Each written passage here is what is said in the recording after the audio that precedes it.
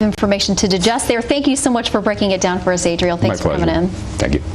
Well, earlier, we went to Capitol Hill where Republican Senator Richard Shelby went on the record about health care, Afghanistan, and more. Senator Shelby, thank you so much for taking time today to go on the record with us. Thank you. We appreciate it. Let's start out talking about health care, consuming a lot of the energy and attention over here, obviously, in the Senate. You said to our Chris Wallace back in June, in talking about what the president was proposing at that point, he said it could be the first step in destroying the best health care system the world has ever known. As this has played out, do you think that's what's happened? I think that's what's about to happen if we are not able to stop what's going on, and the Democrats have the numbers. It's just a question, can we react to what will come down the road, and we don't know exactly what that will be as yet. But we do have the best health care in the world.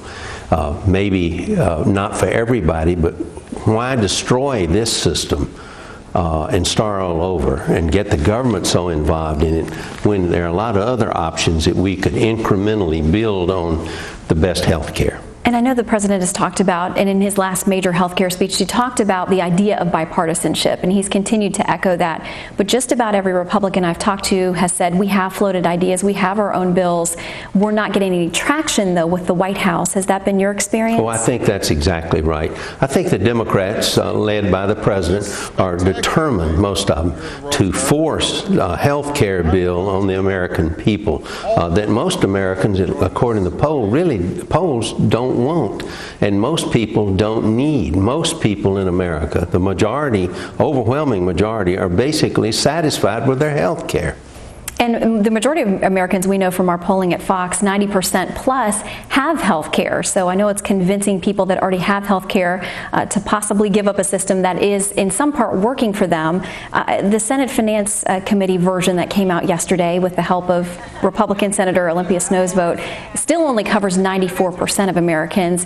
Do you think that's enough of a change in coverage to justify what they're proposing? Oh, absolutely not. This is going to add so much money as far as taxes, perhaps cuts of Medicare and Medicaid if their proposal goes through.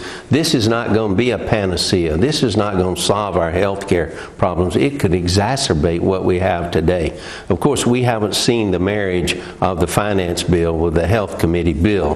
That could be an interesting thing that would be put together, but I'd say from what I know about it now, it won't be good for America. What's your reaction to Senator Snow's vote yesterday? Well, I was disappointed. I was hoping that she would vote with the rest of the Republicans and would not do that. But, you know, she has to answer that question herself. I've known Olympia a long time. We served in the House together. But I thought that might be coming down the road. She kind of signaled that from time to time. But maybe she'll change her mind. Maybe she'll change her mind, and maybe there'll be some Democrats to change their mind once they see what kind of bill they ultimately put together, because it's going to be a combination, obviously, of the Baucus bill that came out and what came out of the Health Committee with the government option and so forth. I would venture to say at this early juncture it will not be a good bill. You mentioned the public option, the government-run option. It wasn't part of the Baucus proposal, but just shortly after the vote, we heard Senator Nelson from Florida say, well, the public option may come back on the floor. What do you make of that? Well, I've always thought it would. As soon as they got the bill out of the committee to the floor and try to, where they have more maneuverability and the leadership, that they will, if they feel that they can ram the public option down the Senate, down the throats of the American people, they're determined to do it. I want to turn now to some international issues and ask you about Afghanistan. We know the president is meeting with some of his top national security folks again today in making those decisions about whether more troops will go to Afghanistan. What's your take on the situation and the timeline so far? Well, I think the president is wavering one way and then another. from my perspective. I believe at the end of the day, he should listen to General McChrystal, and he should listen to Secretary of Defense Gates, and ultimately he ought to listen to General Petraeus. General Petraeus was the author, was the originator of the surge that helped stabilize, if you can use that word, at least a lot more in Iraq. We've got to do something like that. I don't say it's exactly the same or lose the whole country in Afghanistan. He ought to listen to the commanders. We should not just cut and run out of Afghanistan. We've been there a long time. We've probably ignored it too much with a lot of emphasis on Iraq. But it's very important. It will create, if we leave, it will create the biggest haven for terrorists we've ever seen.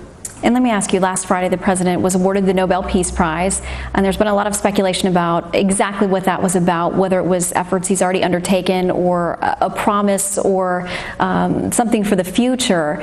Do you think it will impact at all the decisions he's making about Afghanistan? Is there pressure on him now from the international community in any way that there wasn't before the prize was awarded? Well, I thought the prize was premature. I thought the idea, it's always good to see an American president or anyone else get awarded it, but I don't believe that he's earned it yet. Maybe he will. But I think the President of the United States, whoever he or she might be, should not worry about public opinion around the world, should worry about the security of this nation. Senator Shelby, thank you very much again for your time. Thank you. Up next, the Eagle lands on a suspension list.